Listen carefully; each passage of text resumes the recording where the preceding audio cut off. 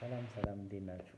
ዛሬ በአዲስ ቪዲዮ ተመልሼ መጥቻለሁ። ባለፈው በተባባልነው መሰረት ቀጣይ ቪዲዮአችን የሚሆነው በጣም ዓለማችን ላይ ተጽዕኖ የፈጠሩ ታዋቂ የሆኑ ሰዎች ግለ ታሪክ እያነሳን ስራዎቻቸውን እንመረምራለን እና ያለን ባልነው መሰረት ዛሬ የመረጥኩላችሁ ዓለም ላይ ትልቅ ተጽዕኖ ፈጠሩ ወይም አሻራቸው ትልቅ ነው የጎላ ነው ብለን ከምናስባቸው የክፍለ ዘመኑ የኮሚኒስት አይዲያ አቀንቃኝ ወይም የኮሚኒስት አራማጅ ተብለው በተለያዩ ቻናሎች ከተመረጡ ሰዎች መካከል ቼ ጉቬራን ይዤላችሁ መጥቻለሁ።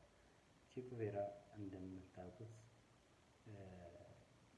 ለነጻነት የታገለ ለነጻነት ራሱን የሰዋ ዘርና ቀለም ሃይማኖት ወይም ሀገር ባውንደሪ ሳይወስን ብዙ ስራዎችን የሰራ ታላቅ የክፍለ ዘመኑ ሰው ነው ብዬ ለማውራት ዛሬ ተዘጋጅቻለሁ።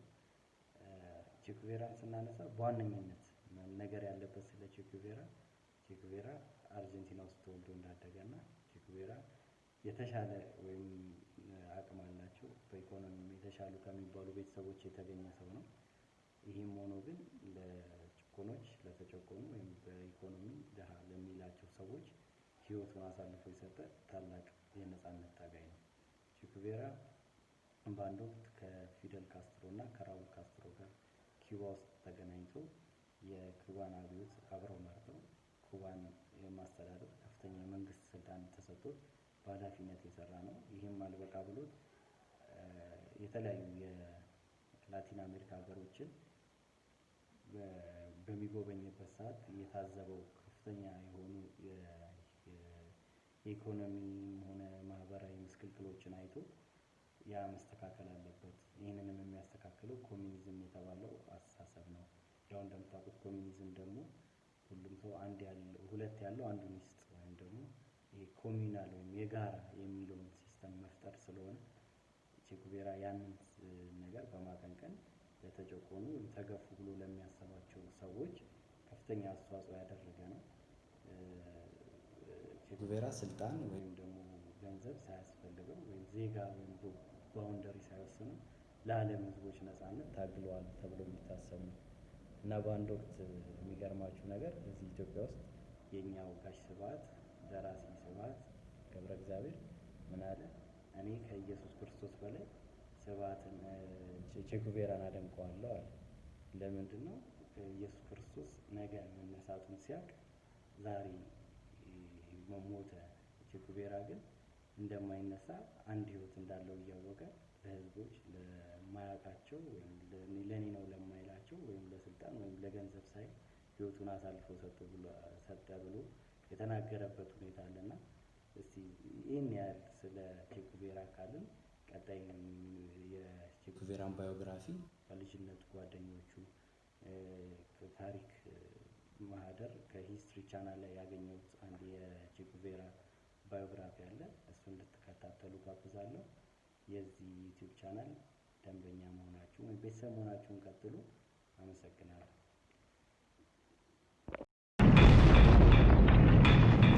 Ante las exigencias del imperialismo, the CIA and American Special Forces conspired to bring him down.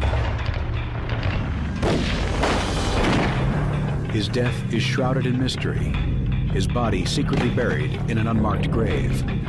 But the man they hoped the world would forget is the man who would become a legend.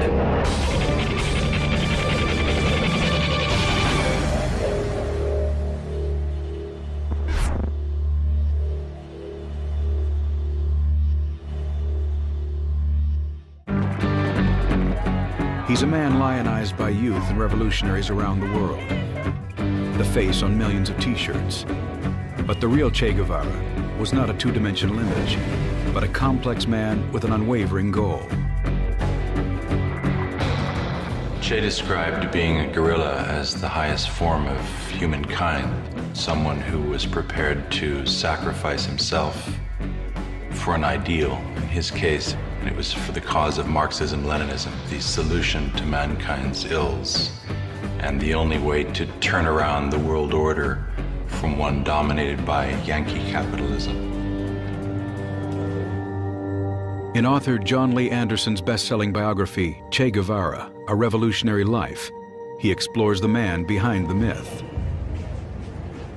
First and foremost, I wanted to know what had led this well-born son of an affluent, old Argentine family, a son of the middle class, with everything going for him, to leave that comfortable existence and become the most implacable, well-known revolutionary of his day.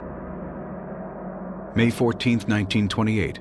Che Guevara is born Ernesto Guevara de la Serna in the city of Rosario, Argentina. Ernesto Guevara Lynch was Che's father. Celia was from an illustrious Spanish family. They were considered to be of the upper class. Carlos Figueroa is a childhood friend of Ernesto's. Ernesto didn't discriminate. He would hang out with all the kids, whether they were children of privilege or the children of servants. The eldest of 4 children, Ernesto is afflicted with chronic asthma, a condition that haunts him throughout his life. The family moves to the hill town of Altagracia, hoping the drier climate will help their sick son. In Altagracia, Ernesto meets Kalika Ferrer. The boys and girls would gather around to dance, but Ernesto was a really bad dancer. He had a bad ear. We'd be playing one style of music and he'd be dancing to another.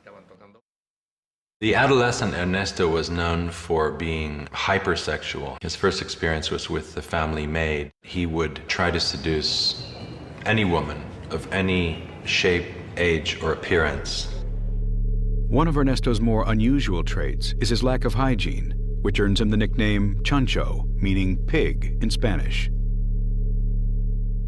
He had a shirt called the weekly shirt because he would only change it once a week. We called him Chancho, and it stuck with him ever since. But he didn't mind. He kind of liked it. Yet for all Ernesto's wild antics, he possesses a very introspective side.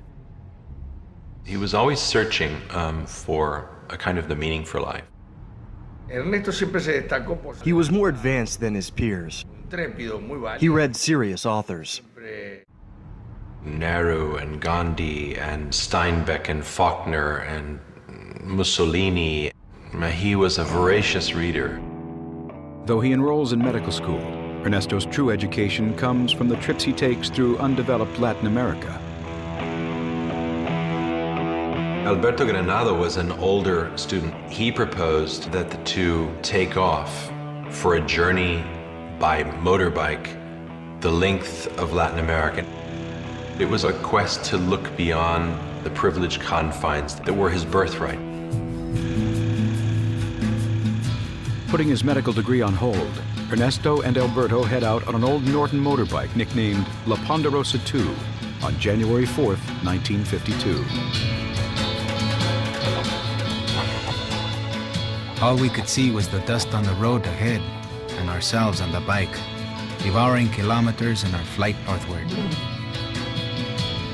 They traveled down to Patagonia and across to Chile, where La Poderosa finally gave out.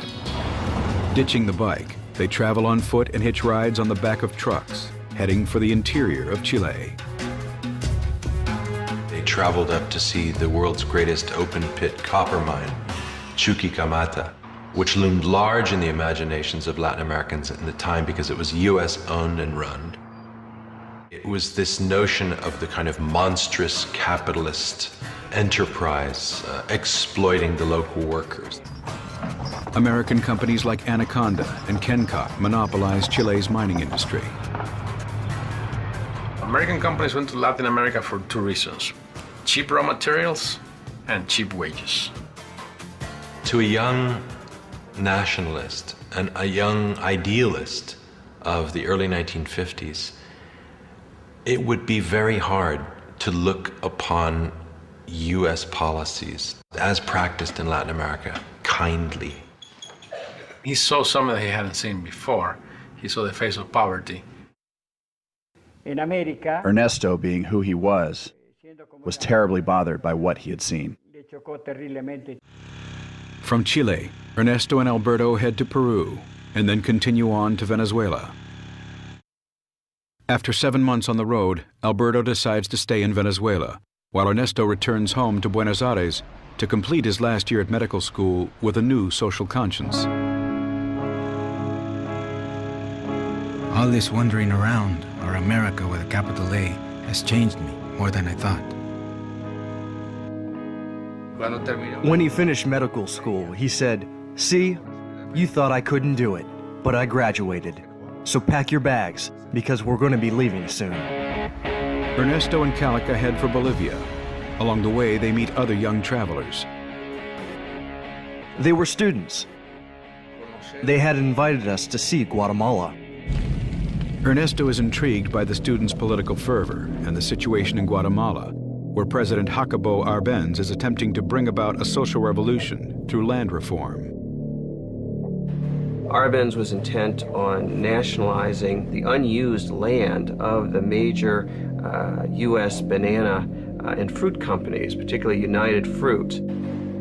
Of course, United Fruit was a company that had very close ties to the Eisenhower administration. The Secretary of State, John Foster Dulles, had been on the board of United Fruit. John Foster Dulles was the brother of Allen Dulles, the director of the CIA. United Fruit paid a very skilled public relations specialist to kind of whip up a frenzy about the threat of communism in this small, impoverished country of Guatemala. December 24th, 1953.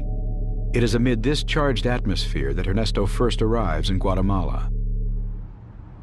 Soon he is introduced to a Peruvian woman named Hilda Gadea. Hilda immediately became besotted with him. She had even went to the point where she pawned some jewelry in order to keep him in his hostels. And eventually they began sleeping together. Hilda introduces Ernesto to followers of a 26-year-old Cuban lawyer named Fidel Castro. He had led an attack on the Moncada military barracks, the second largest military garrison in Cuba, in an audacious attempt to overthrow Cuba's president, General Fulgencio Batista. Many of the people that attacked the barracks, a lot of whom were students, former students, workers, organizers, a lot of them were killed, tortured, killed. The ones that survived, including Fidel Castro and his brother, were sentenced to prison. Castro was serving a 15-year sentence, but Ernesto is deeply impressed with his men. Unlike his Cuban friends, Ernesto is not committed to any cause or ideology, but the ouster of Guatemala's President Arbenz changes his view. The first CIA-sponsored coup in Latin America took place in Guatemala in 1954. And essentially the army got scared and told Arbenz that he had to resign, and he did. Castillo Armas is placed in power on June 27, 1954. He's seen by many as an American puppet. He begins arresting suspected communists and anyone connected to the old regime. Threatened with jail and possibly execution, Ernesto takes refuge at the Argentine embassy. He came away convinced that the United States was, as he famously later called it, the enemy of humanity. Jacobo Arbenz Guzman succumbed before the cold, premeditated aggression of the USA, hidden behind a smokescreen of continental propaganda. Ernesto now considers himself a Marxist. Communism seemed to offer a way forward and a ready-made ideology for the kind of new society that could rise from the ashes of the old. Ernesto Guevara, he left Guatemala a very radicalized individual, looking now for a revolution he could fight in. September 1954. Like many other leftists, Ernesto heads for Mexico City, where former President Cardenas had successfully nationalized its oil fields in the 1930s. Mexico had a historic standing as one of the countries on the flank of the United States who had stood up to Yankee imperialism at the turn of the century. Ernesto reconnects with his Cuban friends and is introduced to Raul Castro. After serving 22 months in prison for his role in the Moncada siege, he has come to Mexico City to try and rebuild his older brother Fidel's organization. Then they liked one another. He was a Marxist, as opposed to Fidel, who was still in prison. Succumbing to international pressure, Batista releases Fidel Castro after having only served a 2-year sentence. He also heads for Mexico City. This was a person who had tried to overthrow a dictatorship by the force of arms, and what a lot of people consider almost like a brazen, crazy attack on the Moncada barracks. Now he was exiled from his homeland, and guess what? He was organizing to try and go back and do the same thing. Where Ernesto is reserved, serious, a communist, Fidel Castro was none of these things. He'd gotten into the rough and ready politics of his day and had positioned himself as a patriot and nationalist. He was not yet a Marxist-Leninist. August 1955. Eager to meet the man who had stirred such passion in his followers, Ernesto asks Raúl to arrange a meeting. The meeting lasts all night. Political occurrences having met Fidel Castro, the Cuban revolutionary, a young man, intelligent, very sure of himself, and of extraordinary audacity. I think there is a mutual sympathy between us.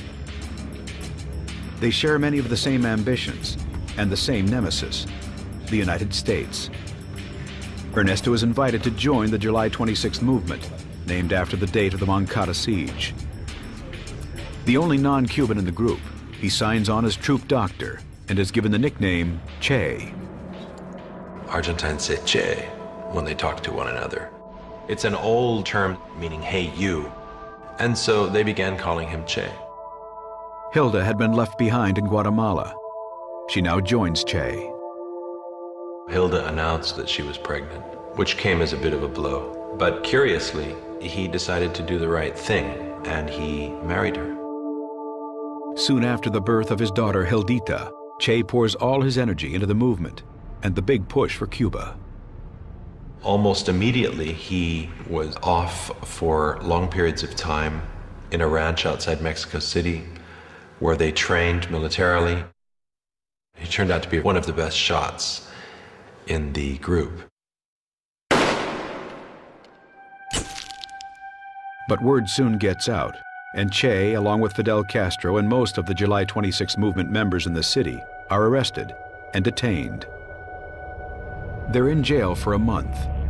Upon their release, the movement goes underground. Fidel Castro continues with his plans of overthrowing Batista and purchases a beat-up old boat for $15,000, appropriately named the Grandma, to take his small army of 82 from Mexico to Cuba.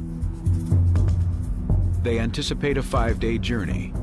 Che writes a letter to his mother informing her of his actions. Hilda is to mail it if he should die in battle. In essence, saying his last goodbyes to Hilda and his young daughter, that if he survived, he would see them again. But the revolution called. 2 a.m. on the morning of November 25th, 1955. 82 men board the Grandma.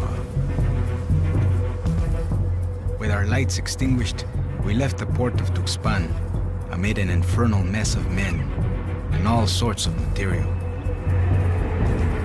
Fidel's words began to take on reality. In 1956, we shall be free or we shall be martyrs.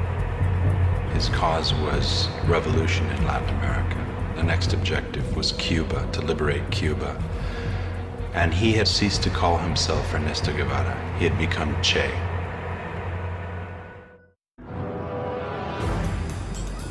"27-year-old Che Guevara has joined Fidel Castro and 80 others on an armed expedition to overthrow Cuban President Fulgencio Batista.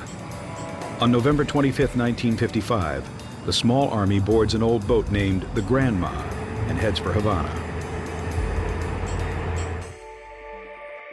90 miles off the Florida coast, the island of Cuba is enjoying benefits from its booming tourist industry. Havana was the whorehouse of the Caribbean. It was a place where Americans went on dirty weekends. There were live sex shows, showgirls. It was full of prostitutes, drugs. It was a carnival atmosphere to which a lot of American tourists flocked. And there were some very positive aspects of it, but there was another Cuba, and the other Cuba was a Cuba that was basically run militarily by dictatorship. Although the Eisenhower administration supports Batista, Most Cubans consider him a ruthless dictator. Fulgencio Batista was as much of a thug as ever governed a Latin American country. He was somebody who was considered beholden to U.S. economic interest, to the interests of the U.S. mafia in Cuba. The 7-day passage aboard the Granma has been turbulent. The entire boat took on an aspect both ridiculous and tragic. Men with anguished faces, holding their stomachs, some with their heads in pockets, others lying in the strangest positions, immobile, their clothing soiled with vomit. It was an unmitigated disaster. They lost their bearings, they lost a man overboard, later saved him. When they eventually reached the coast of Cuba, they landed in the wrong place. They arrive in Cuba 2 days late and in broad daylight. As the old boat approaches Las Coloradas beach, they hit a sandbar. Foundered and had to stumble ashore into a marsh. Before the troops have a chance to regroup, Batista's Air Force attacks and sends Che and the rest of Fidel Castro's men fleeing.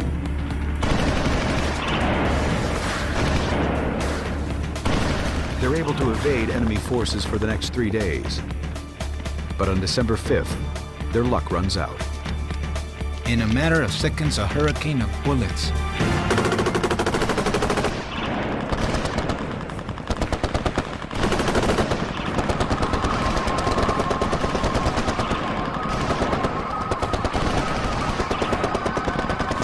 This only added to the Dantesque and grotesque scenes around us. A stout guerrillero trying to hide behind a single stalk of sugarcane. And another, without really knowing why, crying out for silence in the midst of a tremendous uproar. More than 2/3 were massacred immediately. Che was wounded in the neck. He had to make a split-second choice between taking with him his rifle and ammunition or the first aid kit. He left the first aid kit and took the ammunition. When Che finally reunites with Fidel Castro and the others, he's shocked to see how small the group is. Only 17 of the original 82 men on board the Granma, amongst them Che and the Castro brothers, Fidel and Raul, were amongst the survivors. The invasion was such a disaster that news reports initially sent out the news that Fidel and Che had died. Fidel Castro, Che, and the others regroup and move towards the Sierra Maestra mountain range. The Sierra Maestra was the mountain range nearest the coast where they landed and where Fidel planned to base his guerrilla movement. The Sierra Maestra is home to renegades, smugglers, and a hardy peasant population. Neither were I or the other farmers in the area aware that there was a revolutionary movement taking place. It took us by surprise. I knew nothing about politics. 16-year-old Dario Ramirez, nicknamed Benigno, works on his father's farm in the Sierra Maestra. They arrived at my home to ask for food, and we gave them some. But I didn't help them because I sympathized with them. I helped them out of fear of repression. The strangers in the mountains are viewed with suspicion. Who are these bearded, smelly strangers with guns making a noisome intrusion into their lives? Fidel Castro tries to convince the peasants to side with him and his men. He decided to impress upon the peasants that he would bring about an agrarian reform. And he did that by basically stealing a bunch of cows from landowners and liberating them and handing them over to the area's peasants. That was a fairly popular move. Castro decides it's time to make the rebel presence felt and plans for an attack on an army outpost in the area. Che is heading for his first battle. On January 22, 1957, the rebels stage an ambush on an army patrol.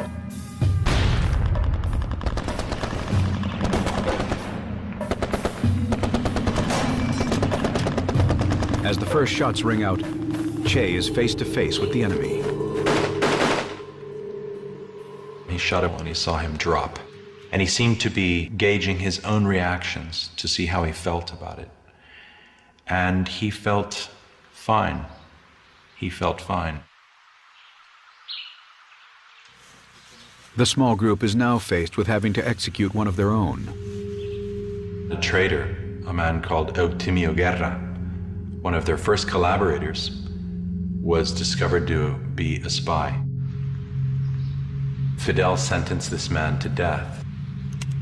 No one ever said who had executed Eutimio Guerra, but in Che's personal diary, it emerged that he had, and he described it in vivid detail. Taking the man's possessions from him, exchanging words from him, and then Che stepping up to his side. There was a thunderstorm breaking just then, and placing a revolver at his temple and blowing his brains out with a .25 caliber revolver. Che inspected the entry and exit wound, very much the doctor writing down that he had slept fine with what he had done. From that moment on, Che changed. War is harsh, and at a time when the enemy was intensifying its aggressiveness, one could not tolerate even the suspicion of treason. I don't know the final tally of execution victims of Che Guevara, but it was certainly dozens.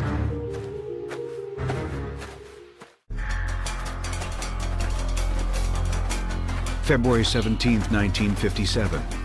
Hiding out in the Cuban jungle, a small band of revolutionaries led by Fidel Castro contends with the constant threat of army ambushes and traitors in their midst. But thanks in part to Che Guevara's ruthlessness, the group is slowly gaining in strength and fierce reputation. Fidel Castro's troops and their exploits soon catch the attention of the world press. A newspaper editor named Herbert Matthews from the New York Times, who had got smuggled up to meet him. Castro gave the impression to Herbert Matthews that he had like 100 to 150 men. In fact, the mighty rebel army is made up of only 20 men. When the article is published a month later, it confirms that Fidel and Che have survived the initial attack by Batista's forces and that their movement is thriving in the Sierra Maestra. In response, Batista deploys 1,500 more soldiers to hunt down the rebels. On March 25th, Batista's army arrived at my house. They surrounded my home and opened fire because I had been reported as a collaborator with the rebel army. They killed my wife. That's why I joined the rebel army.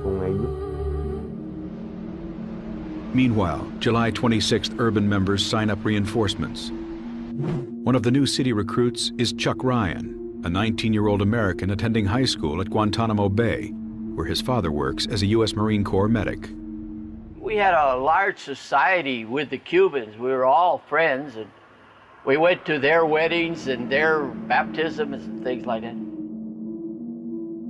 Well, I offered to help them to get gun supplies to fight against the dictatorship.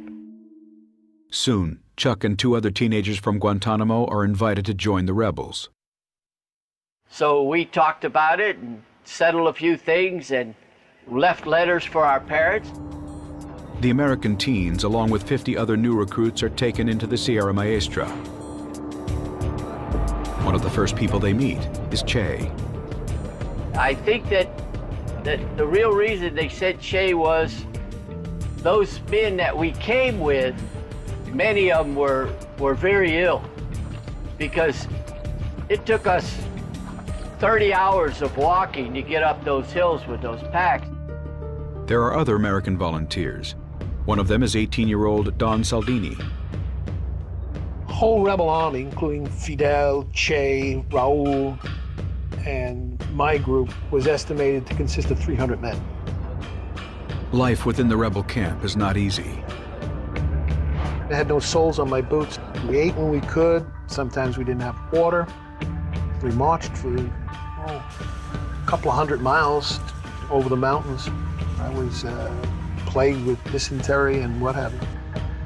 In the jungles of Cuba, the rebels are vulnerable to all types of health problems, which Che treats. We would get large infected mosquito bites on our legs and things. And he would come over and take the scabs off and put sulfate powder on there. Men were pretty scared of being treated by him. They called him Doctor Sacamuelas, tooth puller.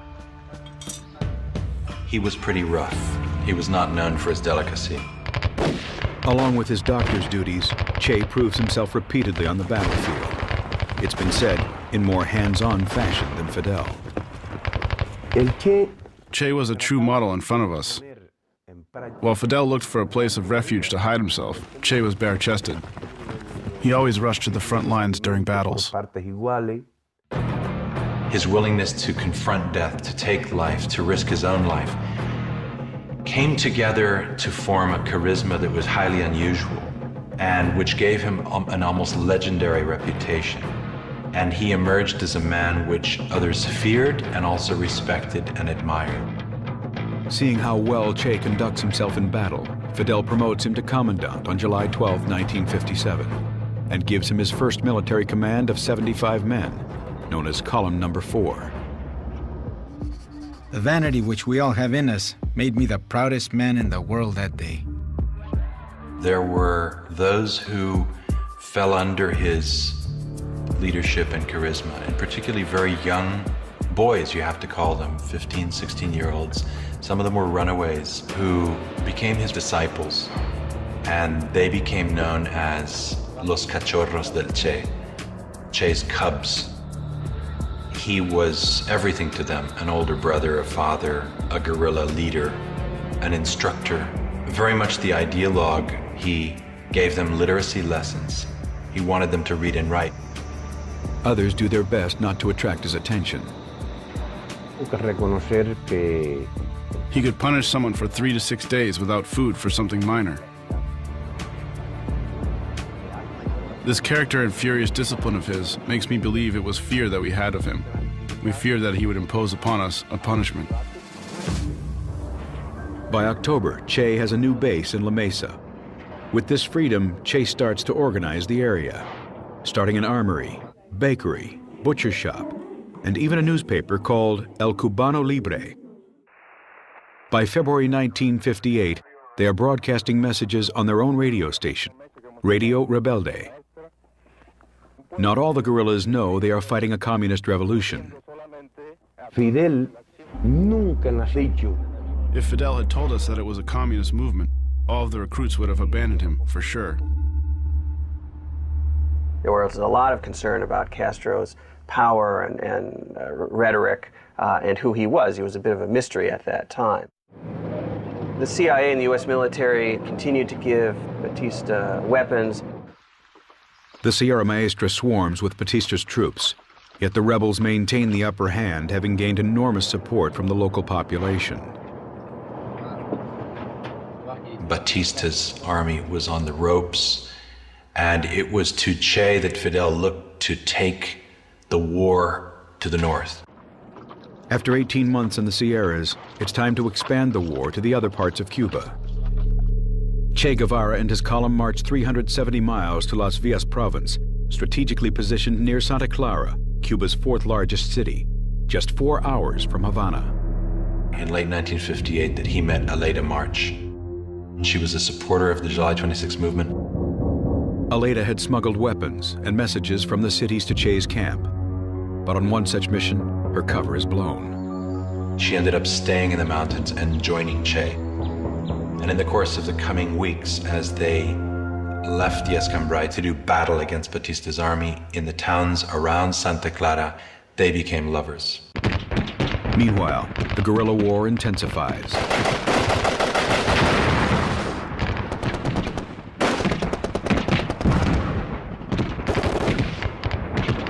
Fidel Castro and his rebel army, now of about 800 men, begin to move through Orient Province, while Che attacks army garrisons using psychological guerrilla tactics to scare away the enemy. Monday, at 1 in the morning, one rebel went and took one shot into the garrison. and got, of course, this massive firepower response.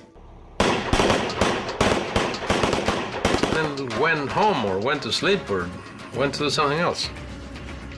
The next night, a couple of rebels, one at 11 o'clock and one at 4 in the morning, did the same thing, one shot. By the third night, that garrison was always up and not sleeping. They basically made these people just want to leave. And sure, after about 2 weeks, that garrison just abandoned camp and went into town. You're in a situation where you're thinking you're fighting a superior enemy. That morale-wise, that cannot be very good. I think that definitely affected the Batista army. On December 27, 1958, Fidel Castro orders Che to assault Santa Clara, Batista's last holdout, with 340 fighters against an enemy force 10 times the size. The troops were drilled. They knew what they were doing. They knew they had a good commander. They had Che was top of the line. They trusted him. We had been monitoring shortwave, Radio Rebelde, and from Santa Clara, from where Che was. And the news didn't sound good, the rebel transmission, but that they're getting clobbered. But the reports are mistaken. They're fighting against an army which is larger, but the people that get conscripted into the army are really very, very poor people. They have no stake in Batista staying in power. Realizing the futility of resistance, they surrendered, and more than 100 guns passed over to the side of freedom. The final blow to Batista's forces come when Che and his men ambush an armored train, bringing reinforcements to Santa Clara.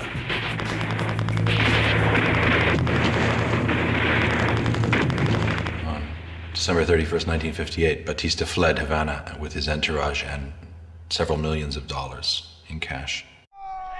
As news of Batista's departure spreads, troops begin to surrender.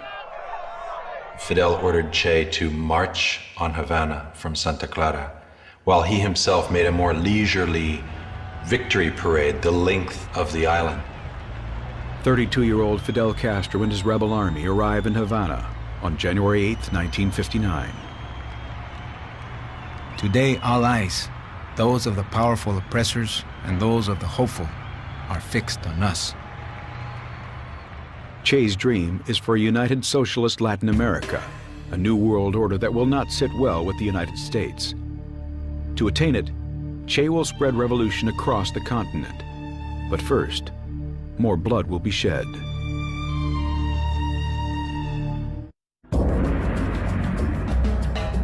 January 2nd, 1959, Havana, Cuba.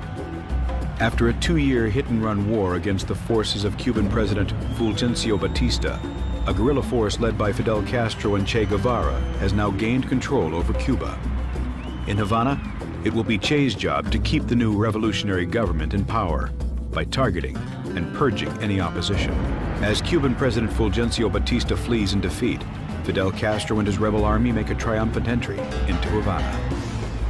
We were received as liberators, celebrated. I mean, people ran out with bottles of rum. People went wild. It was a marvelous experience. I think for the first time in my life, we were able to see the people of Cuba united, with one vision, one love, and that it was the most beautiful thing you can see in Cuban history. After 2 years of living in the mountains, the rebels find the temptations of Havana hard to resist. Che had to issue stricter orders on the behavior of his young men who, arriving in Havana for the first time, finding all of these beautiful young women, in essence, throwing themselves at them. It was, as Aleda described it to me, something of an orgy taking place, particularly in the bushes below the great statue of Christ. Che's wife, Hilda, had not seen him since the guerrilla campaign began 2 years earlier. She flies to Havana with their daughter, unaware that there is another woman in his life. And immediately he told her that he was no longer in love with her and he wanted a divorce. Che was married to Aleda just a couple of months later in a small ceremony with Raul Castro acting as one of his witnesses. As Che puts his personal life in order, Fidel Castro begins to implement the first major changes in Cuba. Well, in the beginning, most of the population was expecting a change. Castro always he was in the mountains. He promised free election in 18 months. There is not communism or Marxism in our ideas. We will not seize any land from anybody. Yet on February 16th, just 2 months after the rebels' victory, Fidel Castro was sworn in as prime minister, and the elections never take place. Then certain segments of the professional class and the elite and the middle class began to view Fidel Castro and his regime with suspicion.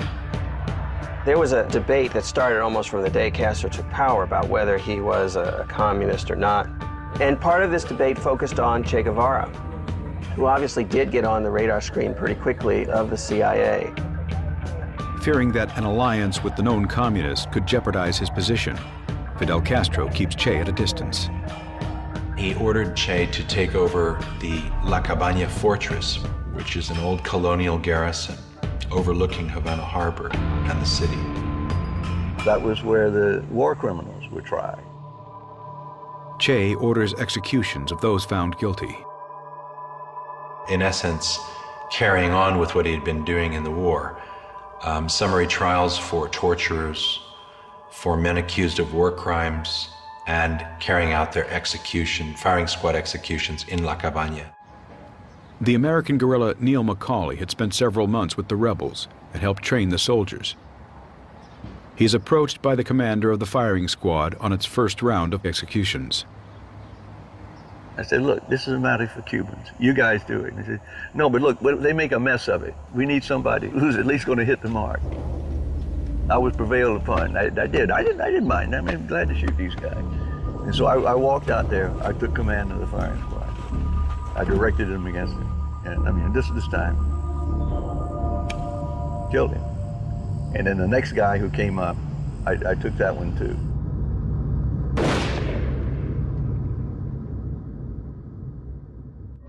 Over the next 18 months, hundreds, some say thousands of people are executed by firing squad.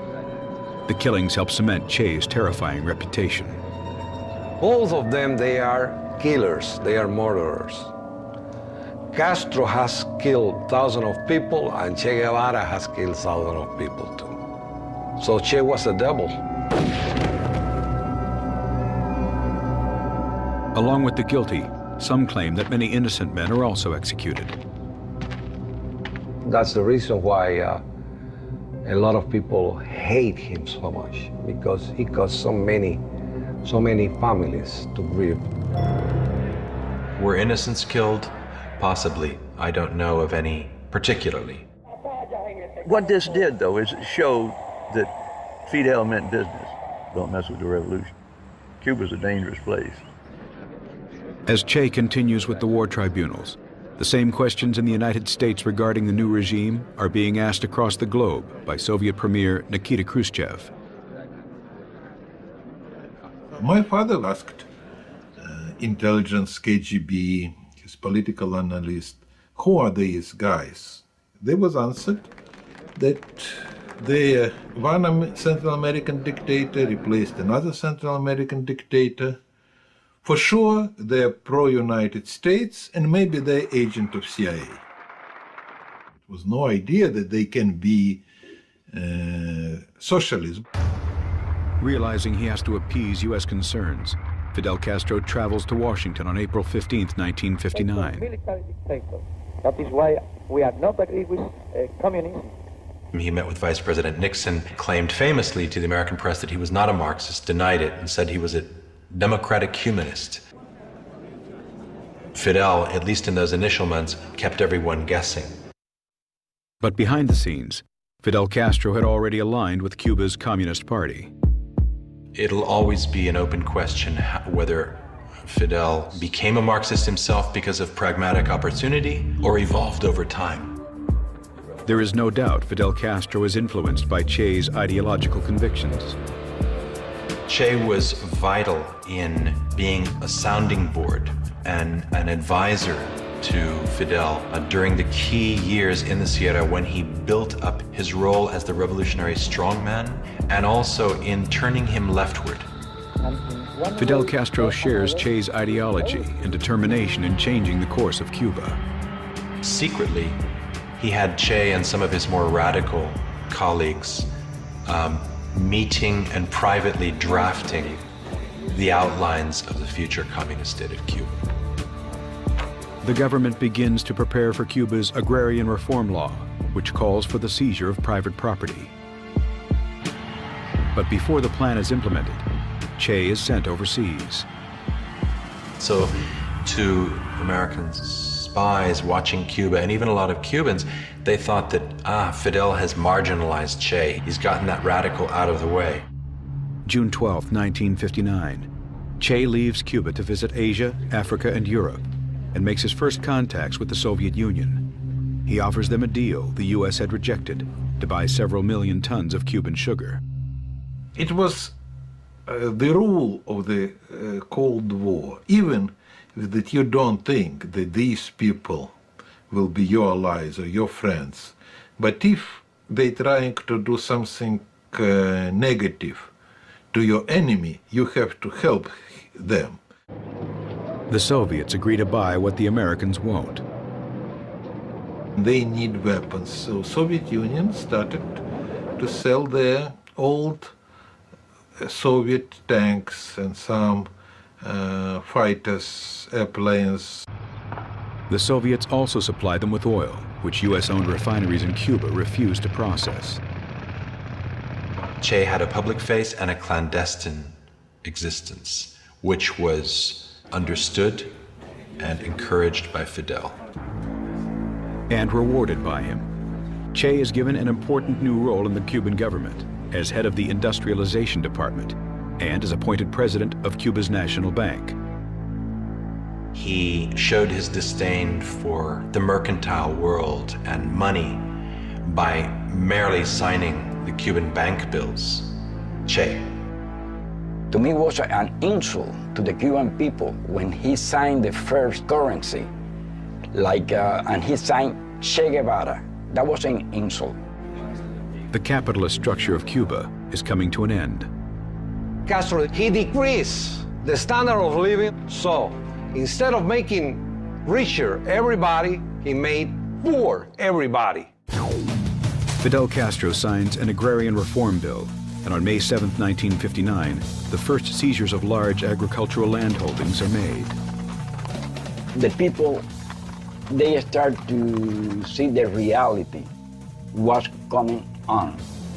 And pretty soon, the Cubans, they start the exodus to Miami. As thousands flee Cuba, Che takes on an even more radical plan. A favorite argument of Che's was that in order for Cuba to become truly politically sovereign, it had to become economically independent of the United States. And the only way to do that was to sever all economic links with the United States. The United States has billions of dollars invested in Cuba. Everything was owned by the United States. The electricity company, the ports, the mines, the twice-daily airline shuttle to Miami, the television stations. With America's refusal to refine Cuba's oil, Fidel Castro responds by nationalizing all foreign oil companies. In retaliation, the U.S. breaks all diplomatic relations.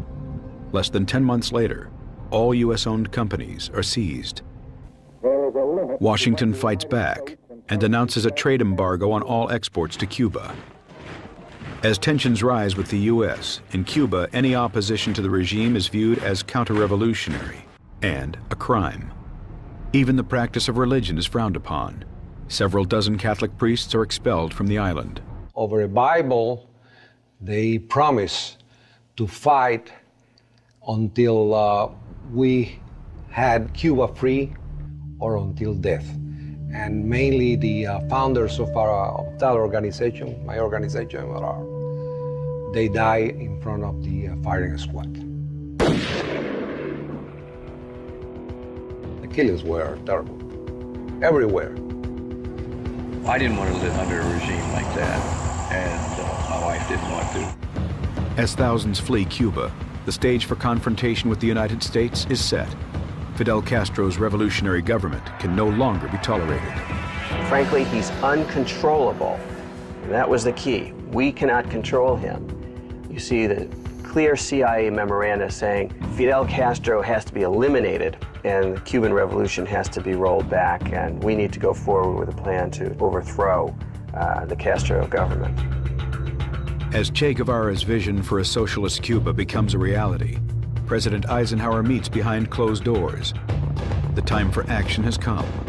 A secret war is about to begin.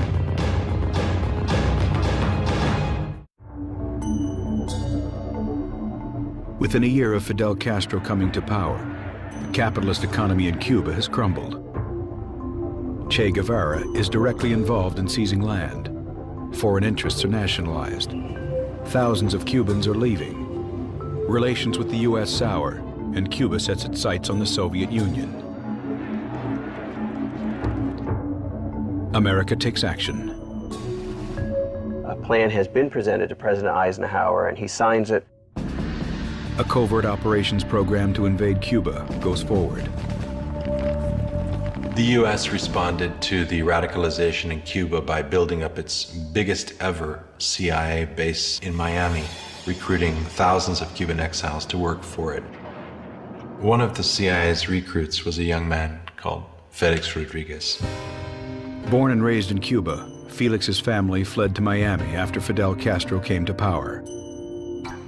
I learned that they were training camp to go and fight Castro, so I joined them.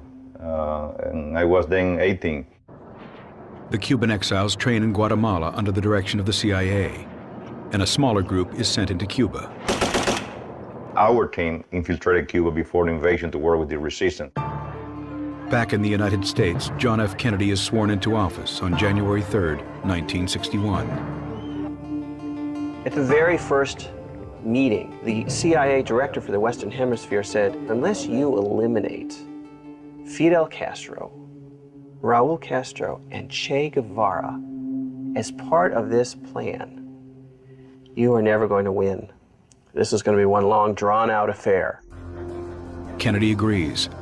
Not only will he support the CIA plan to invade Cuba, but CIA assassination plots as well.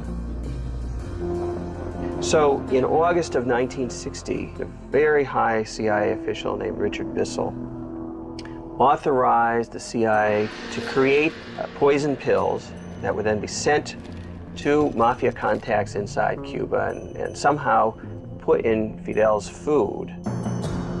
Although the assassination attempts are unsuccessful, the plan to invade Cuba begins on April 15, 1961.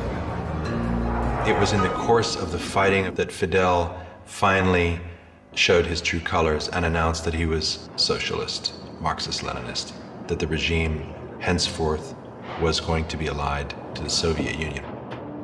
Fidel Castro gives Che command of Cuba's Western Army, but the invasion comes further south in an area called Playa Girón, the Bay of Pigs. As the 1,500-man Cuban exile army known as Brigade 2506 approached the island on April 17, 1961, their boats are sunk by Castro's Air Force. We was waiting some support, like air support, Navy support, but nothing of that happened. Within 48 hours, this force was largely decimated. Che had been far from the action, but he and Fidel Castro are credited with fighting off the Americans. And they were heroes for everybody, in school, in the universities, on the Soviet leadership. For America's new president, the invasion is a disaster. It was a famous meeting between Che Guevara and a Kennedy aide named Richard Goodwin. The first thing he said to Goodwin was, "Thank you for the Bay of Pigs. It allowed our revolution to consolidate." Before the invasion, we were a somewhat fragmented, young government, but after the revolution, our victory and the kind of nationalist fervor that your invasion caused has allowed us to truly move forward far more stronger than we had been before. It backfired in every conceivable way possible. Fidel Castro and Che are convinced that America will invade again and turn to the Soviets for protection. My father told, we cannot protect Cuba using our conventional forces, so it must be signal. if you invade Cuba, you will be in trouble because we are serious. The last discussion about deploying missiles in Cuba, it was in Che Guevara and Khrushchev. It's not long before the Soviet missiles installed in Cuba are detected. It's a very, very dangerous time. Fidel Castro and Che pushed the Soviets to launch the missiles in the event of an American ground invasion.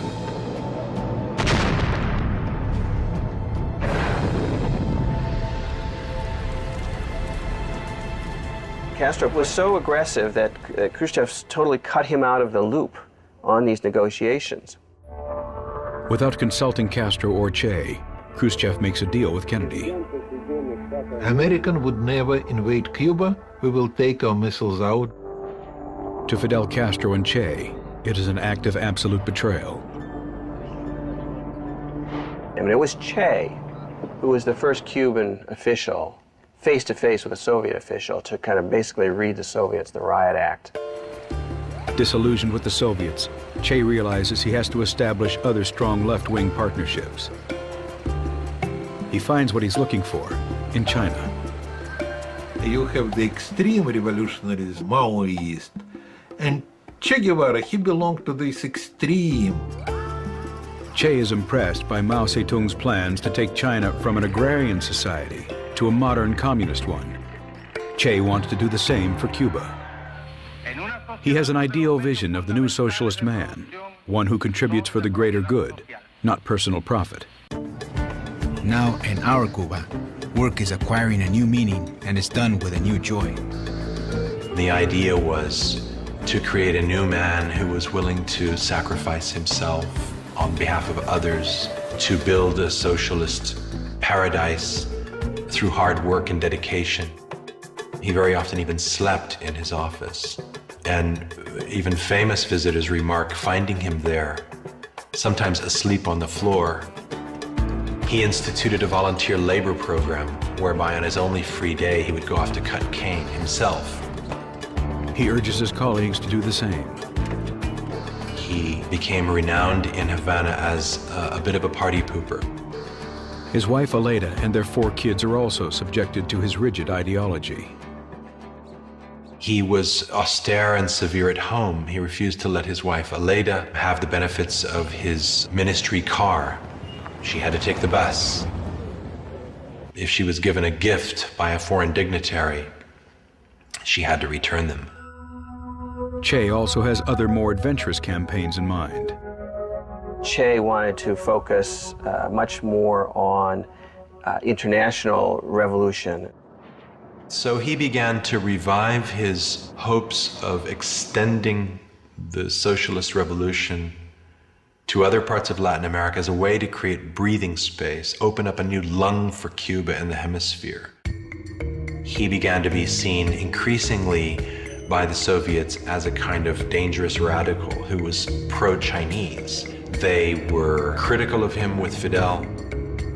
Che realizes the situation in Cuba is getting complicated and starts making plans to leave. Che understood that Fidel was entirely now dependent on the Soviet Union economically, and it was up to him to sally forth and revolutionize the socialist world.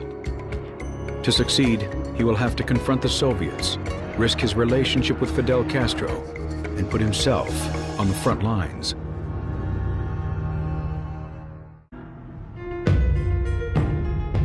By 1963, Cuba's economy has hit an all-time low. Che Guevara's plans to propel the country forward have failed. His solution is to end Cuba's reliance on the Soviets and spread the revolution around the world. Che became increasingly disenchanted with the way things were shaping up to be in Cuba as a Soviet satellite. August 1964. The Lyndon Johnson administration's attention is diverted from Cuba to Vietnam and the increasing turmoil in Africa.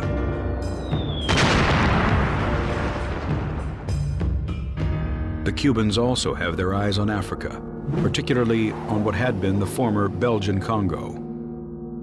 The Congo lay at the heart of Africa. It could be a kind of motor or heart for socialist revolution which could radiate outward and liberate the hemisphere.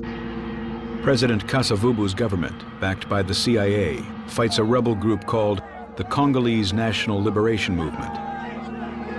The CIA creates an army of about, on average, 1,000 mercenaries, half from South Africa and Rhodesia, the other half from Europe.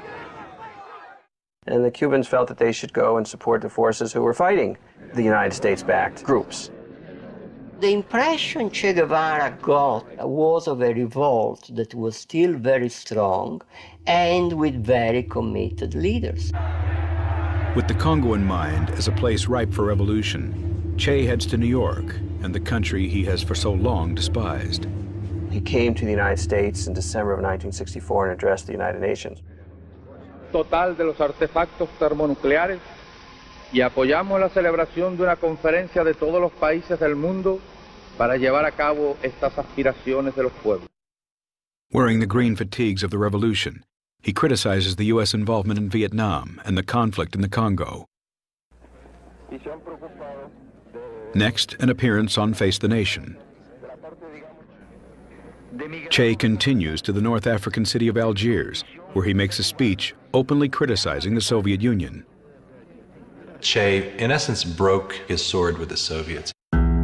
When he returns to Havana, Che and Fidel Castro have a closed-door meeting. Having blasted the Soviets, who were, after all, the hand that fed Cuba, having bitten them in the hand, Fidel had to say, Che, I think it's time you go. And I think Che said, I think it's time too. Che hopes he can win back favor by leading a successful campaign in the Congo. The mission is to help support and train rebels in guerrilla warfare. Che had Fidel's blessing, and he essentially disappeared from the domestic political map of Cuba. Che and his men arrive on the Congolese shore of Lake Tanganyika on April 24th, 1965. First of all, in the Congo, nothing was prepared. There was no chief. There were no men ready to fight. In the case of the Congolese rebel leader, Laurent Kabila, he actually visited the front himself only once. Kabila arrived in a speedboat with a couple of prostitutes and several bottles of whiskey. Che's own Cubans almost mutinied on him once they saw the kind of men they were fighting alongside. The few men that were there, when we gave them the weapons, they didn't know what they were receiving. They had no knowledge of weapons or ideology. They didn't know anything. Che hopes he can get the rebels into shape and stages a few successful raids, but loses 6 of his own men in the process. Che had not been seen in almost a year. CIA believed that he had died or might have even been killed when he left Cuba. October 3rd, 1965. Responding to speculation that he had ordered Che's death, Fidel Castro reads a letter Che has written to him. I feel that I have fulfilled the part of my duty that tied me to the Cuban Revolution and its territory. And I say goodbye to you, to the comrades, to your people, who are now mine. I formally resign my positions in the leadership of the party, my post as minister, my rank of commander, and my Cuban citizenship. Nothing legal binds me to Cuba.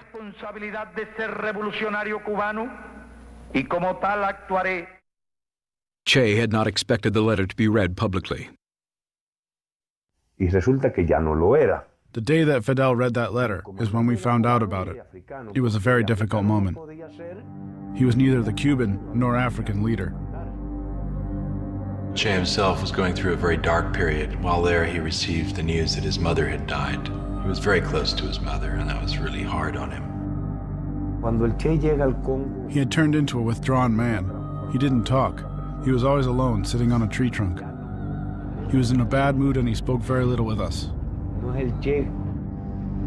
By mid-October, government forces and mercenaries advance. His camp was nearly overrun. Rebel resistance collapsed. And at the same time, what you have is the decision of the government of Tanzania that they're no longer going to support this war. Fidel urges Che to abandon the mission and bring his fighters home. Their retreat from the Congo was ignominious. That's how he himself described it. They just barely escaped with their lives. Admitting defeat, Che holds up at the embassy in Tanzania and then moves to a safe house in Prague. Fidel sent couriers to him, urging him to reconsider and return. Che refused. He refused to go back to Cuba after having given his word that he would go off and, if necessary, die to lead other revolutions elsewhere. After some time, Fidel told Che that he had brokered a deal with the head of the Bolivian Communist Party for him to go to Bolivia. He jumps at the chance. In Bolivia, Che's plan is to train a guerrilla force to start a liberation war that would spread all across the hemisphere. What he hoped to do was to spark off enough guerrilla insurgencies around the world that would attract American firepower, distract it from Vietnam, and ultimately sap it of its strength, and to overturn the world order once and for all. He was trying to start World War III. A war that will wipe out capitalism and install communism in its place. If he was successful, he'd be able to change the world. I don't think Che ever really contemplated failure. After the failed mission in the Congo and his farewell letter to Fidel Castro read publicly, Che Guevara refuses to return to Cuba without a success. His plans to expand the revolution bring him to Bolivia. November 1966. Che arrives in La Paz in a convincing disguise. Che had all of his hair plucked out one by one, and an identity was created for him as a traveling salesman, a man in his mid-50s. He makes his way to a base in Nancuazú, where he meets Loyola Guzman and other members of the Bolivian Communist Party. Era militante de la Juventud Comunista de Bolivia. The encounter with him was a surprise because of rumors that he was held prisoner in Cuba, that Fidel was going to kill him, that he was leading guerrillas in other countries. Che explains the mission to the group. He explained the objective, which was an armed struggle in many Latin American countries, to make one, too many Vietnams. But soon, Che changes the plans. Instead of using Bolivia as a base to start revolutions in other countries, Bolivia will be used as the starting point for the revolution, which he himself will lead. The party secretary general at that time, Mr. Monge, went into the camp and spoke with Che Guevara. And he told him that the only chance they could have was if the Bolivian Communist Party, Moscow line, would take the lead of this movement. Che refuses to give up his position of leadership. The party has taken up arms against us, and I do not know where this will lead, but it will not stop us. But the loss of support from Monge's group leaves Che with only 24 soldiers. They include some of his old Cuban comrades. By the time they arrive in Bolivia, Che's disguise is well grown out. When we arrived, there was none of what Fidel had promised was there. There was no food, ammo, medicine, or anything. To make matters even worse, the peasant support the movement had so relied on in Cuba is nowhere to be found in Bolivia. We had a land reform in 1952, so every peasant was the owner of his own piece of land. We had a democratic government, and we had free press. The Chaco region of Bolivia, where Che has chosen to begin his campaign, is also unwelcoming. There was no vegetation, no animals. There were no farmers. Yet Che continues with his plans. If he could succeed in Cuba, he could do the same in Bolivia. March 19, 1967. Che and his men are joined by a few old acquaintances. They include French Marxist Régis Debray and two longtime supporters of the revolution, artist Ciro Bustos, and a former East German spy and suspected KGB operative named Tanya. Firmly committed to the communist cause, Tanya is the only link between the guerrillas and the outside world. Tanya was the one who searched for everything before starting battle, from clothes, shoes, food, ammo, and everything. She quickly mobilized and got everything.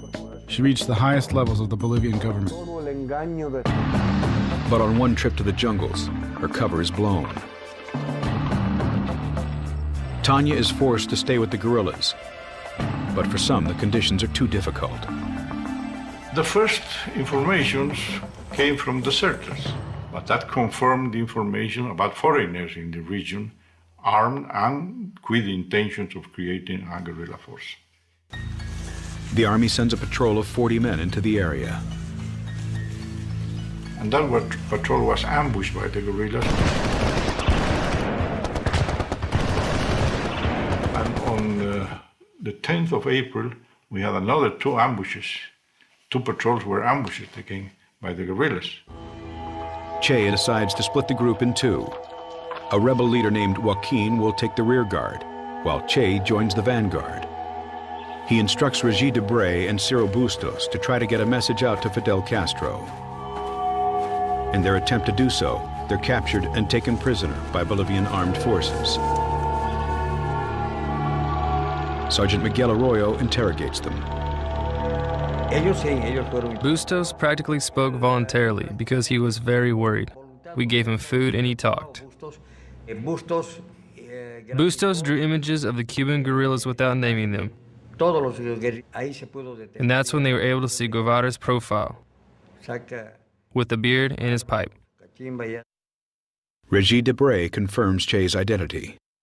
When he resurfaced in Bolivia in 1967, you see the CIA intelligence reports saying, well, I guess we were wrong in thinking that he might have been dead these last several years, because it appears that he's alive and well and promoting revolution in the jungles of Bolivia. The CIA sends a couple of agents to Bolivia in June 1967. One of them is Felix Rodriguez, the man who at age 18 had trained for the Bay of Pigs and had volunteered to assassinate Fidel Castro and Che. The Bolivian government was sure that he was trying to promote the guerrilla in the area. With evidence of Che trying to start a guerrilla war in his country, Bolivian President Barrientos starts a propaganda campaign against them. They would say that if we went out, we would be mugged and raped by guerrilla fighters.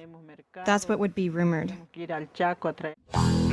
With Che Guevara back on the radar, America begins to gear up to help the Bolivians. It is absolutely clear that the CIA made this #1 priority in the summer of 1967. Lyndon Johnson was monitoring day by day the progress that was being made in tracking down and eliminating the great revolutionary Che Guevara. A legacy of Kennedy's presidency is the creation of an elite counterinsurgency group known as the Green Berets. They are deployed to Bolivia. The mission was to train from scratch a Bolivian Ranger battalion, specifically trained in tactics, to go after Che Guevara and his guerrillas. 800 Bolivian soldiers are selected and trained at a camp called La Esperanza.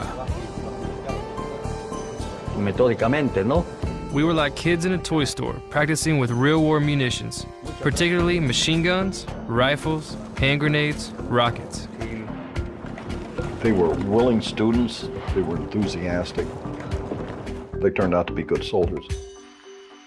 As things heat up in Bolivia, Che decides it's time to leave, but not without all his comrades. It's been 4 months since Che's column has seen the rear guard. They had stayed behind at base camp with the sick, including Tanya. She was physically in pretty poor shape. She had a uterus cancer that was eating her, and there was a report from the guerrilla that she was delaying the movement of the guerrilla because she could hardly walk. Che wants to link up with the group to make their way towards the Andes for their final escape. Only days apart, both groups begin to move separately towards the Rio Grande. On August 31st, Joaquin's column gets there first. And they contacted a peasant to show them how to cross the river. But the peasant betrays them and informs the army exactly where Joaquin plans to cross. And when this group was crossing the river, ambushed them and killed them, including Tania, the only woman on the group. She was shot through both arms, went through the whole body, and her body went right into the water. And basically, the whole guerrilla was annihilated with the exception of 2 guys. Once his comrades in the second column were wiped out, the story of Che Guevara in Bolivia was really a survival story after that. A kind of epic journey. They moved from a beastly, hot, thorny wilderness up into the high Andes, underfed, under ambush, sick. By September, 39-year-old Che and his men have been moving through the harsh Bolivian jungles for 10 months. Che had lost almost half his body weight. His hair was matted and long. His men were hallucinating. Juan Pablo Chin was practically blind. Paco was now crazy. He was mentally insane. Willie didn't want to fight anymore. It was all terrible. Che sends Benigno to get some much-needed supplies. As they approach the village of La Higuera, they run into an army ambush.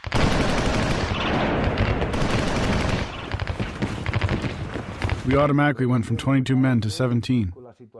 We lost 3. They got me. The bullet entered here and stayed here by the medulla. I was able to return to where Che was located. Wounded, sick, and exhausted, the guerrillas move slowly through a ravine near La Higuera. On October 8th, they're spotted by a local farmer who reports back to an army officer. The 2nd Ranger Battalion is immediately deployed to the area. Everyone had to get their weapons and get ready.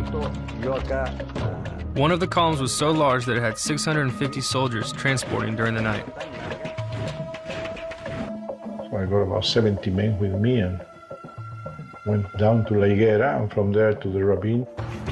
As the Bolivian Rangers descend the mountains, Che realizes he and his men are trapped. They'll have to fight their way out. We received 5 from the guerrillas. 2 soldiers were killed. So we started fighting.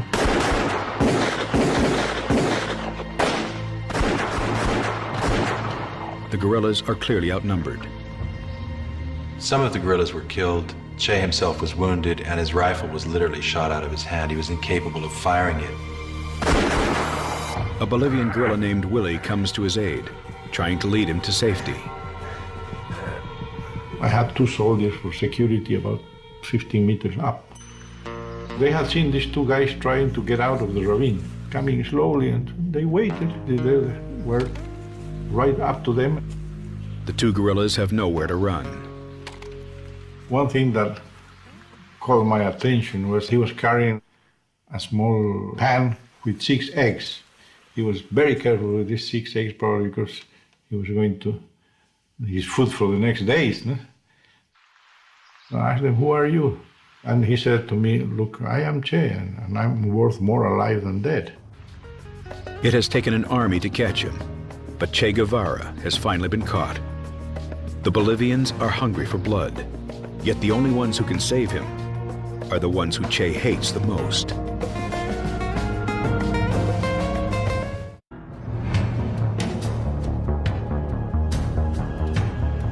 October 8, 1967. After 11 months on the run, Che Guevara's dreams of revolution have come to a bloody end in the Bolivian jungles. We knew Che had been taken prisoner. We planned an escape, to get out and report what had occurred, the truth about Bolivia.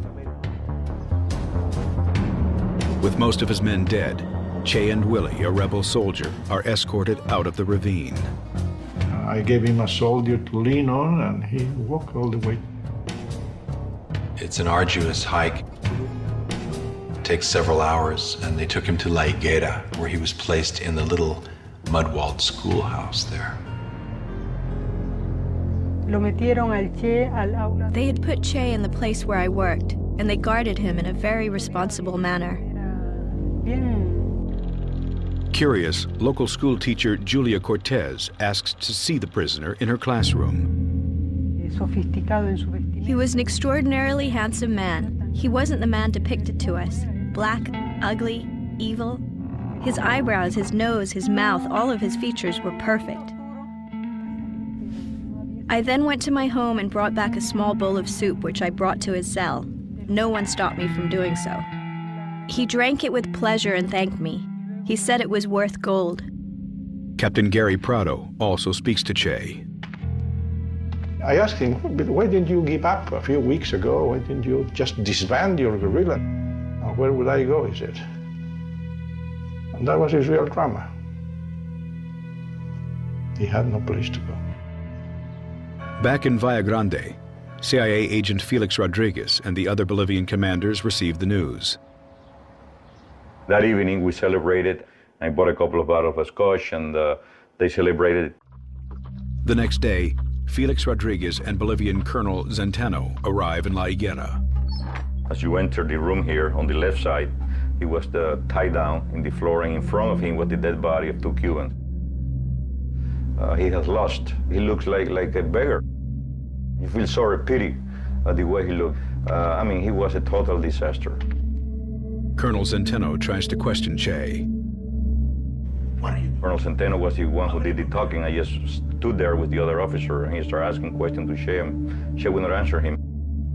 Until Centeno got mad and said, well, you are a foreigner, you came to my country, least you can do is answer me. And he would not answer him. So he left the room. Felix sends a message that Che Guevara has been captured. The message has to be routed via CIA stations in various South American nations. It will take hours for the message to arrive in Washington. Felix returns to the schoolhouse to see if Che will speak with him. Whenever I tried to touch tactical interest to us, how many people he had with him, where he had come from, he will smile to me and say, you know, I cannot answer that.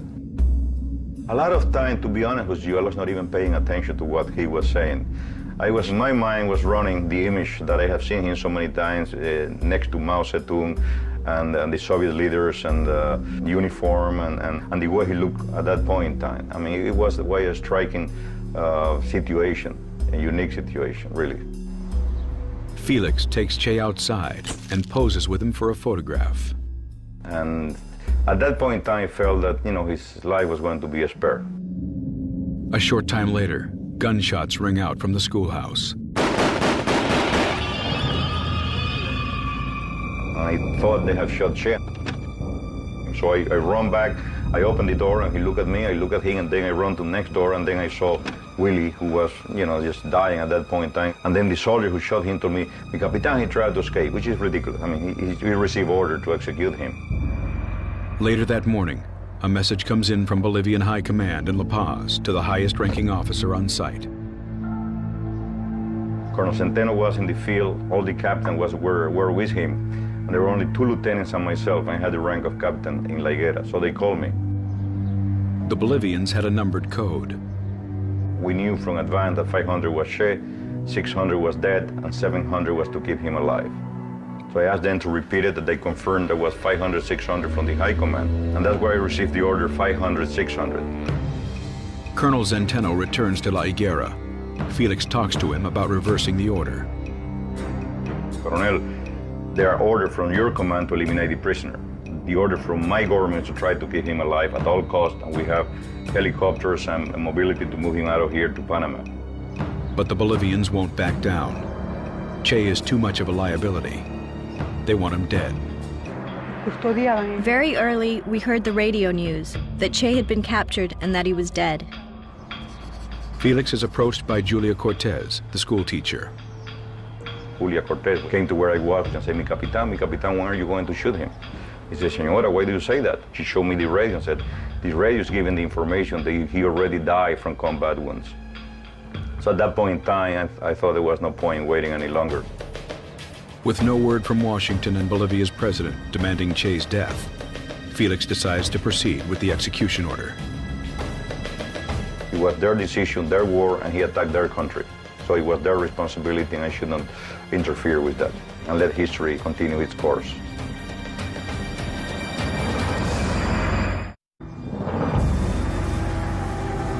Only a day after Che Guevara's capture, the Bolivian government orders his death. News reports falsely claim he has been killed in battle. Held in a cell with the dead bodies of his comrades, Che Guevara awaits his fate. 12:30 p.m. on October 9th, CIA agent Felix Rodriguez enters the schoolhouse. He was sitting in the bench. I stood in front of him and said, "Commander, I'm sorry, I tried my best." He turned white like a piece of paper.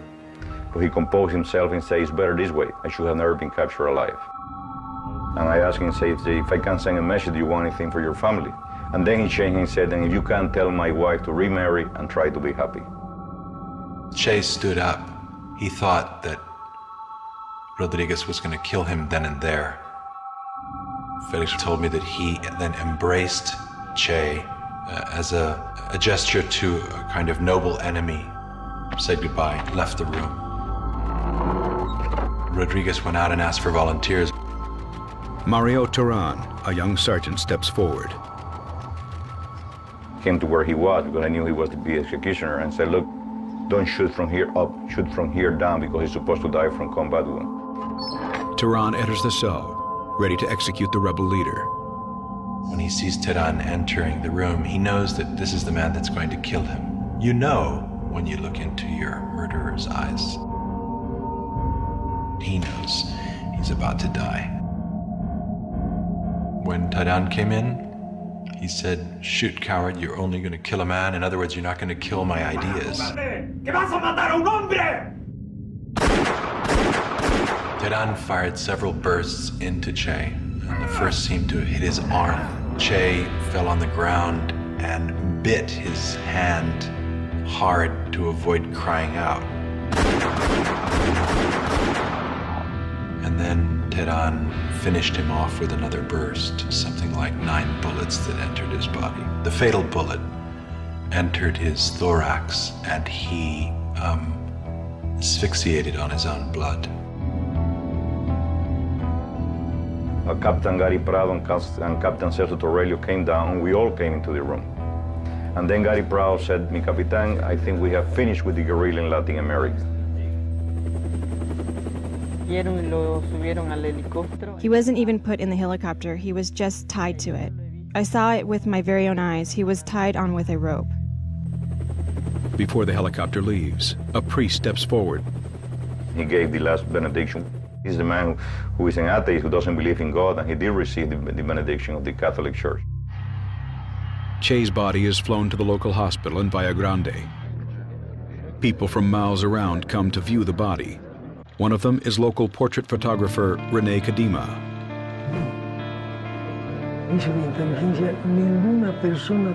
When I went in, there were about 10 soldiers guarding Che.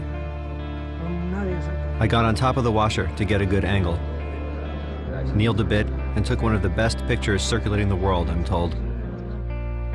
That evening, Felix meets with the top brass of the Bolivian army. One of the generals is concerned people may not believe this is really the body of Che Guevara. And he said, if Fidel Castro denied that this is Che Guevara, we need really a proof of it. And he said, cut his head and put in formaldehyde. He said, you are a head of a state, you cannot present the head of a human being as a proof. So he said, Colonel, cut both hands and put in formaldehyde. So they cut both hands at this level. Che's hands are sent to Cuba as proof that he is dead. It was the next day when Che's body disappeared. Che's body, along with his dead comrades, have been secretly buried in an undisclosed place. It was a combination decision between the Bolivian president, the CIA, and the generals on the ground there. The idea was to deny Che a burial place where his followers would find him and be able to render tribute to him. October 18th, Fidel announces Che's death to the people of Cuba. When I heard that Che had died, I didn't believe it. I didn't think it was possible. Around the world, people demonstrate in protest against his execution. In death, Che's legend grows. His face has come to be the quintessential icon for youthful defiance of the status quo. Che's burial site remains a mystery for 28 years, until author John Lee Anderson uncovers the truth. I had an interview with the retired general, Mario Vargas Salinas, and it occurred to me, almost in passing, just to ask him, so, where's Che's body? Which I knew to be a military secret. And much to my shock, he sat back down and said, well, look, I've been wanting to tell you about that. And he told me. The remains of 7 bodies are found in Valle Grande. And I'll never forget going to this pit, and they just told me under their breath, I said, John Lee, that's him. You're aware that you're looking at a crime scene that an entire state had tried to cover up. And so you feel history just wash over you, and I felt great about revealing that history. Che and the others are finally laid to rest in a tomb in Santa Clara, Cuba, on the 30th anniversary of his death. His beautiful martyrdom helped play out in nurturing and encouraging future generations of revolutionaries in Latin America and elsewhere. Yet Che's only real success as a revolutionary had been in Cuba. The problem is that he failed, and none of the things that he wanted to change have been changed yet. Most of the people that had contact with Che Guevara and helped him in any sort of a way really paid the consequences. From the whole group in Bolivia, only 3 of us survived. 3 of us Cubans. I am in part glad that Che did not live to see all the things that are now going on in Cuba, because he would die of a heart attack, rage and disgust. Benigno now lives in exile in Paris and is considered a traitor in Cuba. Che is still remembered in Bolivia. Its socialist president, Evo Morales, is a critic of the United States.